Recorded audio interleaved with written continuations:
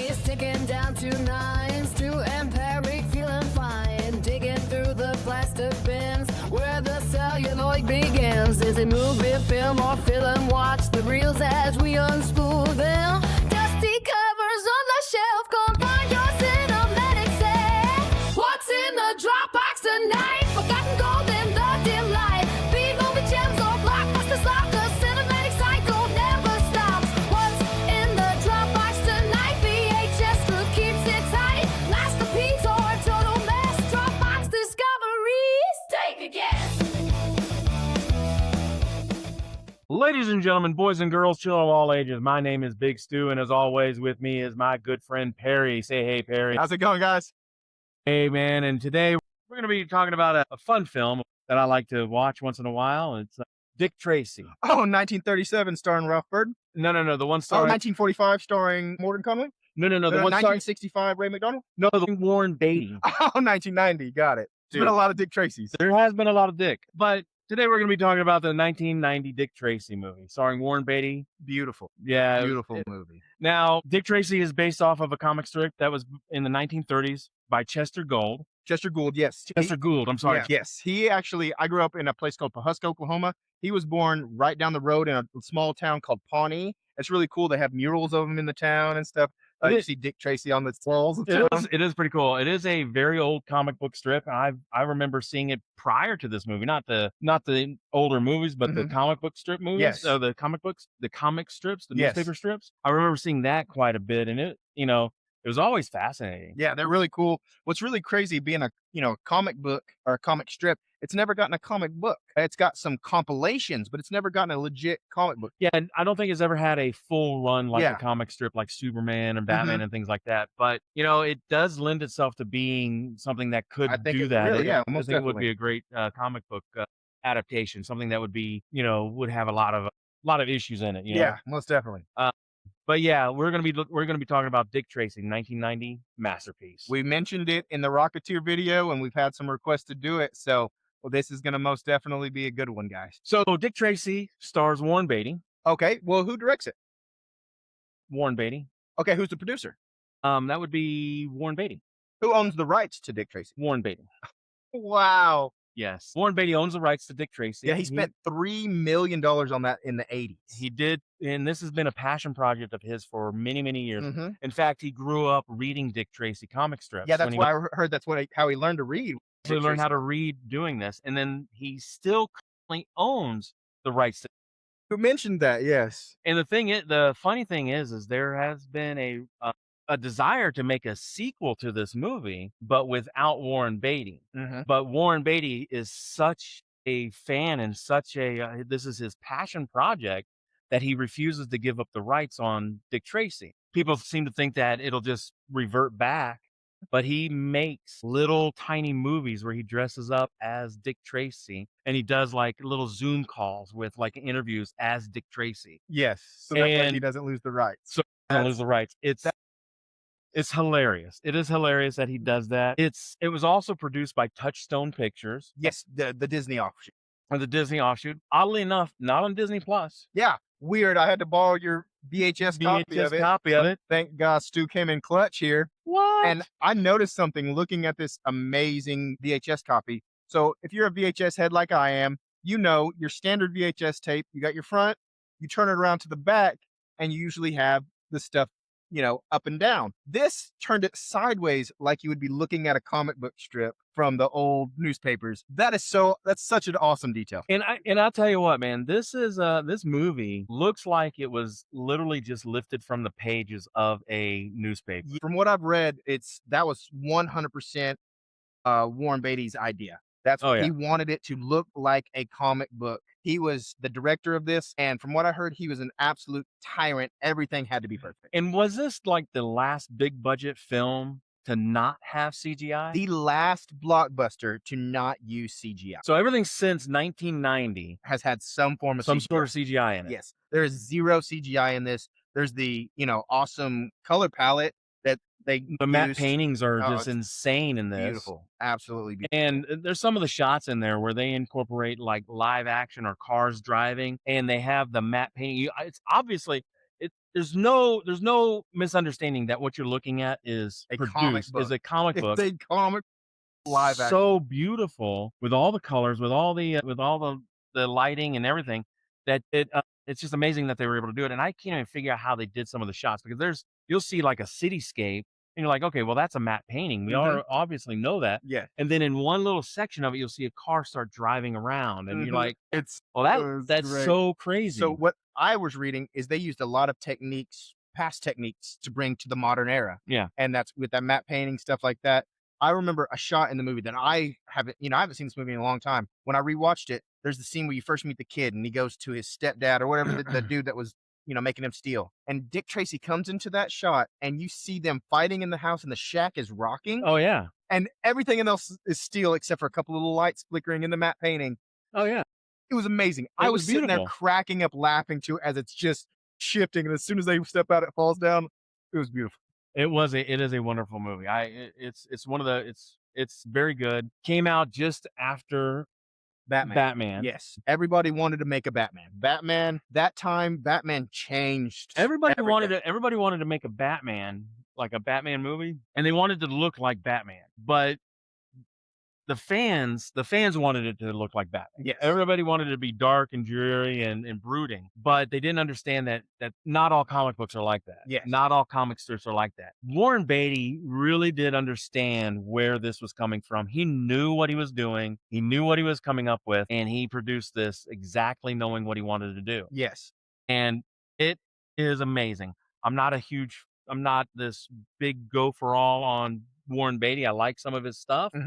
But this is by far my favorite movie of his. Yeah, it's so fun. And talking about the Batman situation, I was a little young then, but the Batman was everything. It had, tie-ins with restaurants. It had its own action figures. It had its own clothing lines, all Oh, that yeah. stuff. Dick Tracy tried to do that as well. They Yeah. came out with they had tie-ins, I think it was with Burger King. I believe it was Burger King or McDonald's. It was one of the I two. think it was McDonald's that they had a tie-in They had a with. tie-in with. They had their action figures like Stu's got right here. This thing is mint. It's awesome. It has all the amazing characters down there and a little comic strip, which I find great because it's Dick Tracy, but it's Warren Beatty clearly Oh, yeah, that it's definitely Warren Beatty. they're using off. And this thing is just the names of some of the villains is just amazing. Oh, yeah. That's what's It's great. exactly what you see, Because that's what- Little face, Mm. prune face. Yeah, exactly. And that's because, Chester Gould, when he was writing these, that's what he wanted people to know who the criminals were by their face. Like, and there was nothing subtle about it. What you looked like, that's, if That's you what had a you big were. brow, you were the brow. If you had, Yeah. it's great. Yeah. Yeah, looking at this, Stu, makes me think of, how many actors are in this movie. Yeah. There's Yeah, quite a few. there's a lot. There's Seymour Castle, Michael J. Pallard as Bug. There's, Dustin Hoffman, Warren Beatty, Madonna, Al Pacino, Kathy Bates. 10 minutes later. Yes, there's quite a few, as I understand that. But let's go ahead and talk about some of the bigger names, right? Got it. Yeah. Just to let you know, there's James Tolkien. Do you know who that is? James Tolkien, no. He's Principal Strickland from Back to the Future. Okay, great. You He know was who- the accountant. Yes, he was the Do you know accountant. who Kathy Bates is, right? Yes, the amazing Kathy Bates. She was the Misery. stenographer, Yes, Mrs. Green. she has one line One line in when it. she's typing after Mumbles. Oh yeah, And Mumbles is Dustin Hoffman. You The- mentioned Dustin. Dustin Hoffman. That Yes. scene when he's panicking about the it's still so funny. But also, James Caan is in this. So I thought that was James Caan as Spud, right? The one that gets blown up. He gets blown up. Yeah. Right? It's kind of funny because it's I believe it's the first time that Al Pacino and James Caan were on the screen together since The Godfather. Okay, yes. And it is kind of funny that he goes and gets blown up in a car. In The Godfather, he gets shot up, in a car. But James Caan is in this movie. He's very brief in this movie. Yes, it has 2 lines. Yeah. And he gets blown. And of course, the main villain is Big Boy. Big Boy. Yes, played by. The man Patino. And does he give the most animated performance I've ever seen the man do? Yeah. It was hilariously amazing. It was hilarious. He was chewing up scenery like a dog on a bone. It's like he was getting paid. I feel like the level of volume he was given. Yeah. Oh, The yeah. louder you got, the more you got paid. I think I think this is where he developed that acting style, going over the top, Yes, it was that he's kind of known for so now. So I read that, this is the same year that Godfather 3 had came out. Yep. And apparently he had just done some play, like a musical, like a stage I production. think he was in Hamlet It was something or right before something that. like that. So he brought that energy, to the Yeah. to the screen, and you can tell he's really getting Oh. it up like people are watching. And all of the like misquoting Lincoln, That was misquoting so- Ben Franklin. I never caught that before. Yeah, Yeah, it's he would like hilarious. say something totally off the wall and be like, "Yeah, Ben Franklin." Ben Franklin. Yeah, like, "What? That's not a are you Ben sure? I'm Franklin not. quote." Yeah, yeah. He was so animated. It was like they took the character off Yes. the news strip. In that same scene, you see her face maybe once or twice. The great late Catherine O'Hara is in it. Oh yeah, She is literally sitting there smoking a cigarette. That's all she's that's doing. all she does. That's it. Now let's talk about the big man, for me, the biggest star in this movie, right? Dick Van Dyke. Dick Van Dyke Dick Van Dyke from a little is show called The Dick Van Dyke Show. the Dick Van Dyke Show, and then the other little show that he did, he called the Dick Van Dyke Show. Yeah. Murder Mystery by Dick Van Dyke. Yeah. Yeah. Diagnosis Murder, I think he did. He I liked mean, his name. he likes his name, and I'm telling you what, man, Dick Van Dyke. I love that man, and God, man, he is 100 years old now, Yeah. man. He is a living And he icon. plays a scumbag in this movie. Yes, The dude from Mary Poppins is a scumbag. Yes, yes, He plays the dirty DA agent that is getting paid off by Al Pacino's character, Big Boy. yes, Yes. yes.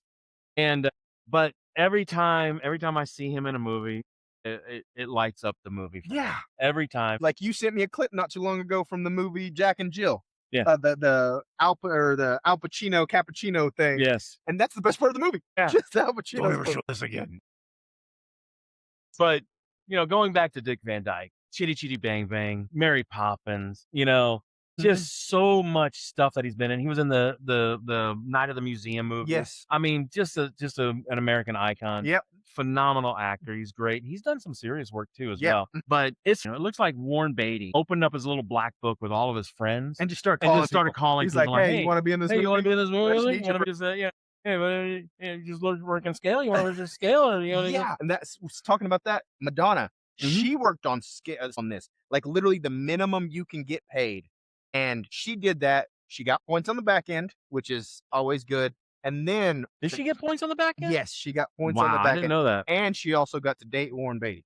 I mean, I don't know if I'm that's. don't know if not you really felt down to that. I'm not, I'm not really jealous of her. I mean, hey, I'm really jealous of her. I'm not jealous of. Yeah, I mean, Warren Beatty maybe a little bit there, but she got that. She got the rights to the soundtrack. Okay. The soundtrack for this movie came out. You want to know what little song was hidden on this soundtrack? I wonder. 1990. Could it be Vogue? Yes. That was such a weird thing back then. That movie literally it paid. She was genius. That movie paid for her album, and she did like 3 songs. The main song on that was called "Breathless Whisper," Yes. which her character is Breathless Mahoney. So I'm like, that is great. The album has Warren Beatty as Dick Tracy on it. Yeah. I had the cassette tape when it came out. I enjoyed it. It was great. It's a cassette tape is a thing you put in a cassette player. It's like VHS but smaller. Yeah, for music. And for music. But do you know who played on that soundtrack with her? No. The guy that played 88 Keys. Oh. Who that is? Yes, that is Inigo Montoya himself.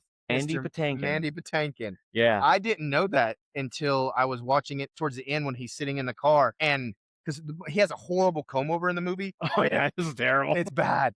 But there's a scene where he's wearing a hat. As soon as he puts that hat on, I saw Inigo Montoya. I was like, "Oh, that's Inigo Montoya!" Oh, yeah. I was pumped because that one, that's one of my favorite movies ever. It is a great movie.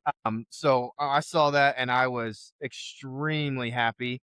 And then Dustin Hoffman as Mumbles, and then the main bad guy's assistant. The two, his henchmen are, Itchy, played by Edo Ross. Edo Ross. Edo Ross is a great bad guy. He plays a bad guy in so many films. He plays the little toady bad guy in Lethal Weapon. Mhm. He plays, but the main one that I remember him from, so he plays the real heavy in a really iconic movie, Red Heat. Red Okay. Heat stars Arnold Schwarzenegger, Jim Belushi. It's about a Russian cop that's chasing a Russian drug dealer to Chicago. Dude, you were talking about this before we started filming, and this movie, I'm gonna have to check this one out. It's so good. So, talking with Stu and meeting Stu and knowing Stu for these years that I've known him, this man has showed me so many Arnold movies I had never heard about. Like, it's really great. We used to have an hourly conversation every Monday about Predator. Oh, yes, we talk about Predator a lot, guys. But you like the Western movie you showed me with him in it. Oh, yeah, the and villain. The villain, like so many hidden gems. We might just have to have a whole Arnold episode. We may have to do an Arnold just show. deep diving on it. But but the character, the guy Edo Ross, he played the heavy in Red Heat, and the other one is William Forsythe, Who plays Flat Top? who plays Flat Top. He was chewing up scenery in this movie, but he was in a little known movie. He played the bad guy in one of my favorite actors' movies of Steven Seagal called Above the Law. No, it wasn't Above the Law. It was Out for Justice. Out for Justice. Okay. Out for Justice.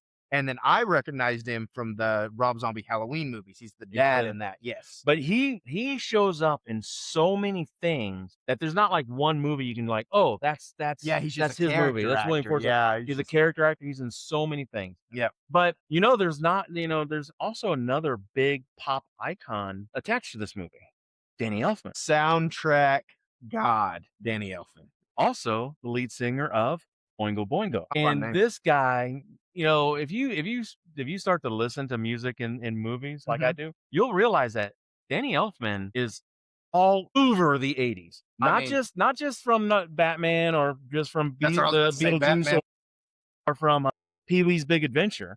All right. He did music for Back to School. He did music for Back to the Future. He did music for Ghostbusters. Yeah, he was. He just all over the place. Weird Science, all over the place. Yeah.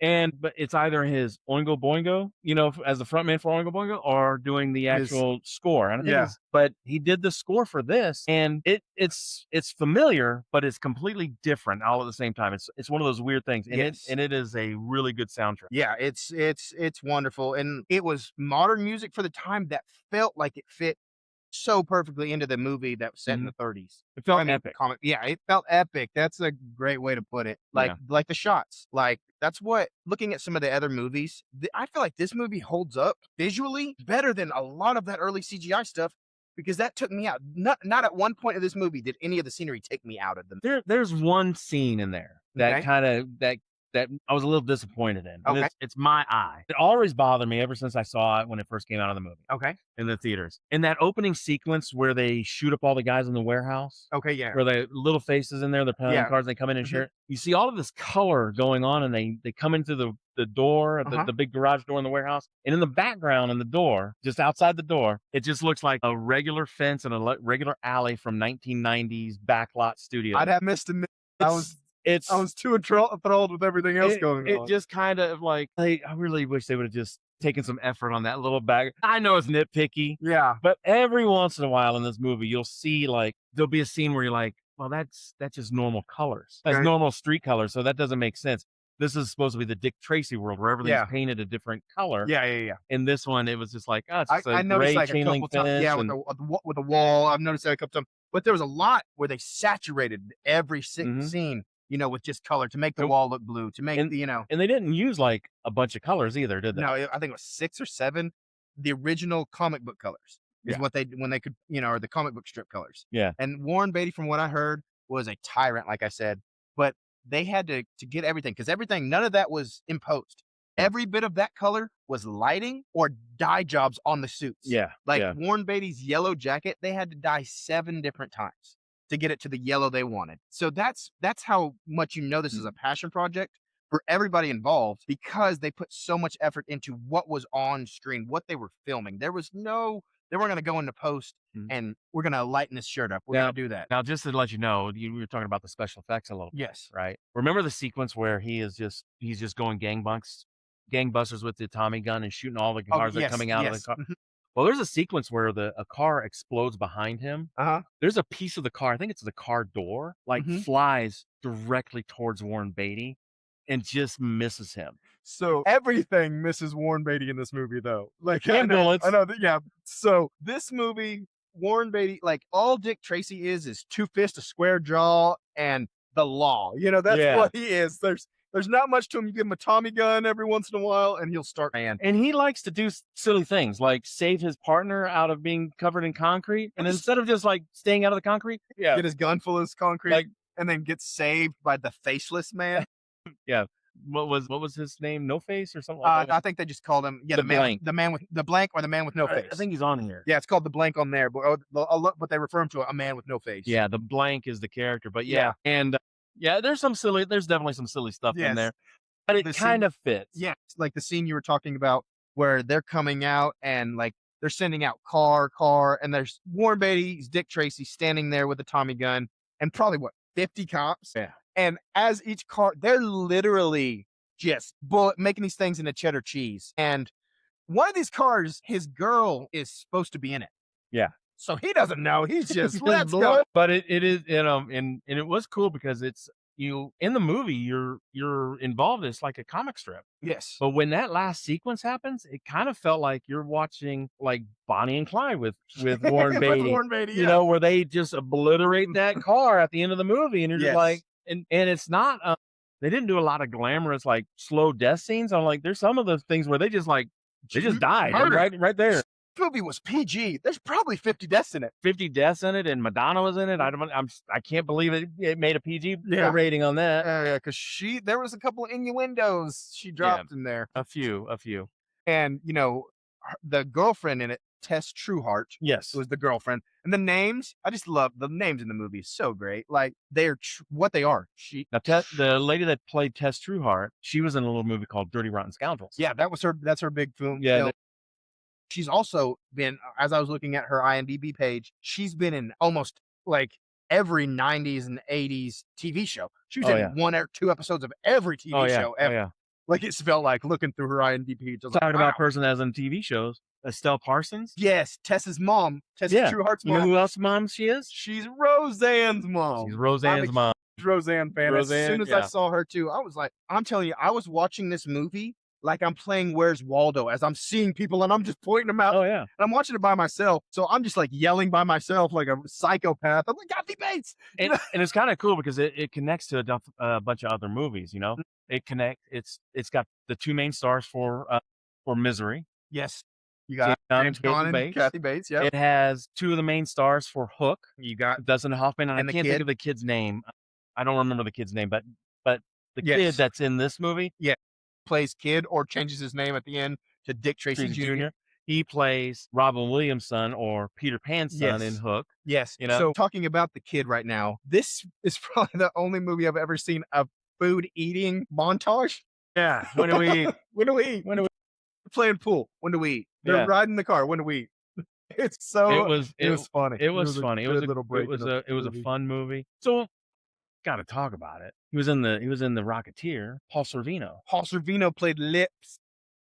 That's what's so funny. And he's so disgusting in this movie. It's so crazy. I love the scene. Like the first time we see him, he's in his club. He owns this club, and Madonna's singing in it, and it's kind of his girl. She comes and sits next to him, and he's eating oysters on a half shell. I'm sitting there watching it like, ooh. He's just literally just lipping them. Just, Yeah. And she says, "Can I leave?" And she's like, and he goes, "Why?" "Because you make me sick." And he's like, "That's not what you used to say." And she goes, "Yeah, you should not be a beluga." Yeah. He He didn't make it very long in the No, movie. he didn't. A lot of these guys didn't make it very long. No, but and that's another thing. Warren Beatty, he didn't know if he was going to get a sequel or not. So he literally pulled almost every villain from the original comic book strip and just threw them in this movie. and it works here because it hasn't worked since. Every superhero movie now wants to put in almost every superhero or every villain that they have. Mhm. I'm like, just narrow it down to 1 or 2. But see, But this one worked. the thing with New Time is they have to tell the story. No, they just threw the villains in there. We see, because all they are visuals. Mhm. That's all they are, and that's all you needed in this movie. Oh yeah. So we're getting down to the end of it, man. This is one of I'm not going to say this is on my top 10 list, but this is a No, this is it's- a good gem. This is a good fun romp. in our It's- categories, this most definitely falls in a movie. Oh yeah, yeah. Without a doubt. If this is on TV, I'm gonna stop and kind of watch it for a little while. Yes. This is a very safe movie. If you got some little kids or whatever, Mhm. you can show them this movie. It's gonna be good. It's Yeah. gonna be okay for them. Most definitely. There's nothing. The violence, it's not overly bloody. Yeah, you see people get shot and fall back, but it's not It's not gory. blood and It's- guts or gore. No, it's the PG rating nowadays. It'd probably get a PG-13, but still, it's right on that line. I'd say between PG-13, but it's a good classic. If you guys haven't seen it, you got to check it out. It's a fun time. Yeah. So, yeah, it's definitely a movie. It's right there, getting close to a film. Yeah, but it is definitely a movie category in my opinion. Yeah, I agree. Mhm. So, guys, tonight the movie we talked about, Dick Tracy. That's going to be our hats off for tonight. All right. Thank you guys for joining us. Make sure you watch, like, and subscribe. All right, guys. Have a good night. In the drop, I